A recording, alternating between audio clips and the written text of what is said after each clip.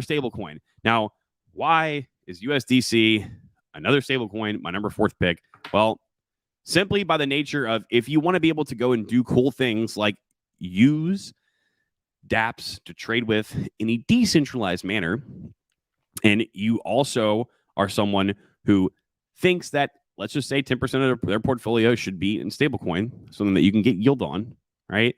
And you also are someone who likes UST, but you realize that there's a potential risk there that the thing could just nuke overnight, which I really don't think that's going to happen. And if it did happen, it wouldn't nuke overnight.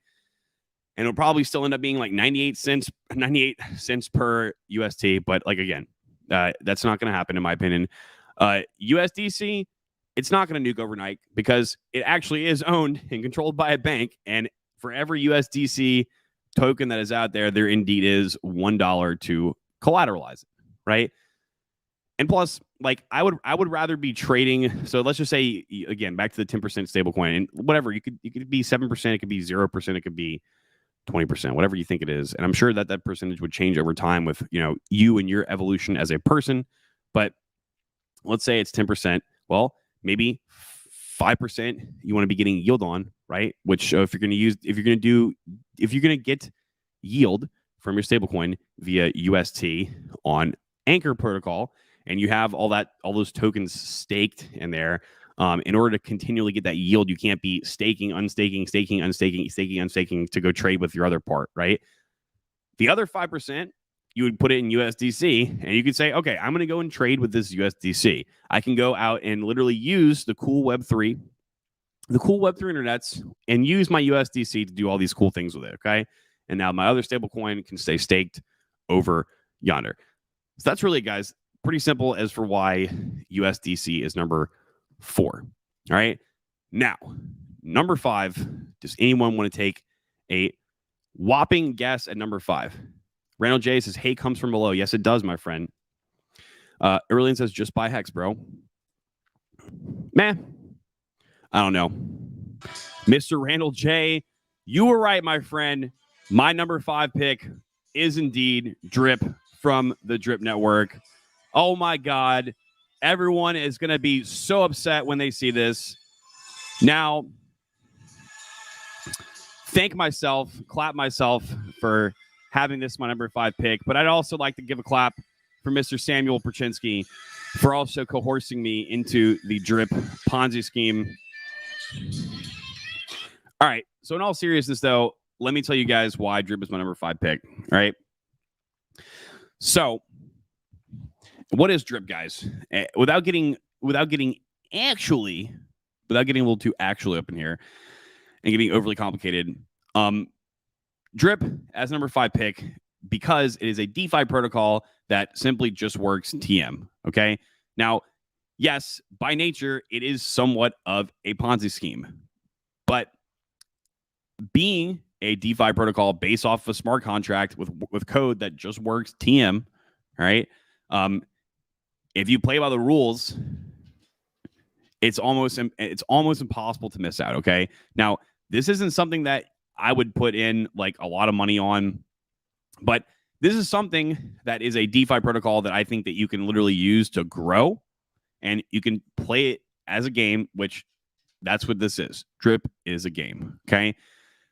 Based off of the mechanics of this thing, guys, like, let's just say that you invest, I don't know, $5,000 in this thing, all right? And let's just say the Drip price goes from where it's at, $30 to like $5. Like, it goes all the way down to $5. It doesn't matter because the way that the smart contract works, if you can't withdraw your coins, okay? You just can't, okay? Basically what Drip does is it pays you out 1% per day, and you can do 2 things with that 1%. You can cash out on the 1% that you got, or you can do what's called hydrating, and you can basically take that 1% and compound it to the stash that you already have, okay? You can do this all the way up to 365 days, so 365%, and you can teeter-totter back and forth between hydrating and cashing out, okay? So that part of it just works, and it's like, yes, whales come in and out and can affect the price, but if you are to cash out, you're subjected to a 10% tax on removing it, and then you actually have to go through the DApp itself to swap it for BNB because this is on the Binance Smart Chain, and then that's another 10% too. So let's just say you're a whale and you're about to dump $1 million worth of drip on people.